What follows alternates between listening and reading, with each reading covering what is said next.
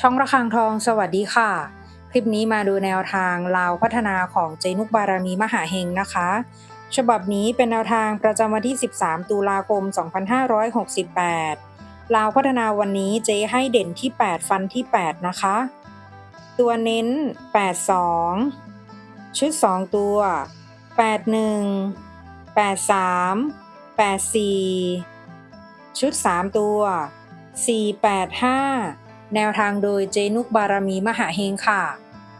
แนวทางมีเข้ามีหลุดนะคะถ้าใครเห็นเลขแล้วชอบค่อยตามแต่ถ้าไม่ชอบปล่อยผ่านก่อนได้เลยค่ะ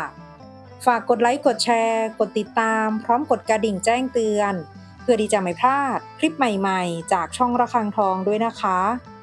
ขอบพระคุณทุกท่านที่เข้ามารับชมค่ะ